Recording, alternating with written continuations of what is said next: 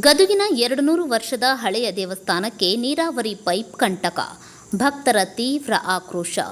ಹಮ್ಮಿಗಿ ಬ್ಯಾರೇಜ್ನಿಂದ ಗದಗ ನಗರದವರೆಗೆ ಕುಡಿಯುವ ನೀರು ಪೂರೈಕೆ ಉದ್ದೇಶದಿಂದ ಬೃಹತ್ ಪೈಪ್ಲೈನ್ ಅಳವಡಿಸುವ ಕಾಮಗಾರಿ ಭರದಿಂದ ಸಾಗುತ್ತಿದ್ದು, ಈ ಕಾಮಗಾರಿಯಿಂದ ಗದಗ ನಗರದ ಸುಮಾರು 200 ವರ್ಷಗಳ ಇತಿಹಾಸ ಹೊಂದಿರುವ ದೇವಸ್ಥಾನವೊಂದು ಹಾನಿಗೊಳಗಾಗುವ ಆತಂಕ ಎದುರಾಗಿದೆ.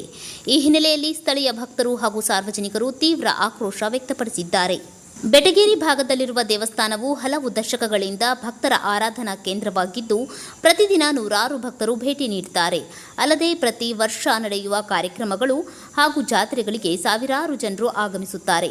ಇಂತಹ ಐತಿಹಾಸಿಕ ಮತ್ತು ಧಾರ್ಮಿಕ ಮಹತ್ವ ದೇವಸ್ಥಾನದ ಕಾಮಗಾರಿ ಕೈಗೊಳ್ಳಲಾಗುತ್ತಿದ್ದು, ದೇವಸ್ಥಾನದ ಆವರಣ ಹಾಗೂ ಕಟ್ಟಡದ ಸುರಕ್ಷತೆ ಕುರಿತು ಸಾರ್ವಜನಿಕರಲ್ಲಿ ಆತಂಕ ಹೆಚ್ಚಾಗಿದೆ. ನೀವು ನೋಡ್ತಾ ಇದ್ದೀರಾ ಕೆಜಿ ನ್ಯೂಸ್. ದೇವಸ್ಥಾನ ಪೂಜಾರಿ ಅಪ್ಪನ ಗಾಡಿಯವರು ಮನೆ ಕೊಟ್ಟಿದ್ದೀವಿ. ಏನೊಂದು ಲ್ಯಾಂಡ್ ಅಕ್ವೈಷನ್ ಇಲ್ಲಿ KIDB ಅವರು ಭೂ ಸ್ವಾಧೀನ ಮಾಡ್ತಾ ಇದ್ದಾರೆ. ಈಗಾಗಲೇ 160 ಎಕರೆ ತಗೊಂಡ್ರ ಮತ್ತು ಊಹಿಸ್ಕೊಡ್ಬೇಕಾಯ್ತು. ಈ ನಿಟ್ಟಿನೊಳಗೆ ತಕ್ಷಣ ಕೈ ಕೊಡ್ಬೇಕು ಅನ್ನೋಂಥದ್ದು ಮಾತ್ರ ಹೇಳಿ, ಜೊತೆಗೆ ಹನಿ ನೀರಾವರಿ ಅಂತ ಪೈಪ್ಲೈನ್ ಮಾಡಿರ್ತಾರಲ್ಲ ಆ ತಕ್ಷಣ ನಿಲ್ಲಿಸ್ಬೇಕಂತಂದು, ಇವತ್ತ ಅಕ್ರಮ ಕಾಮಗಾರಿ ನಿಲ್ಲಿಸ್ಬೇಕಂತಂದು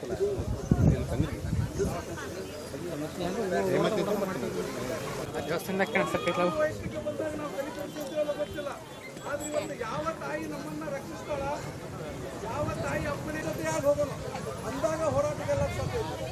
ನಾನು ಸರ್ಕಾರದ ಈ ಯೋಜನೆ ಸರಿ ತಪ್ಪು ಅನ್ನೋದ್ರ ಬಗ್ಗೆ ನಾನು ಮಾತಾಡಂಗಿಲ್ಲ. KG news.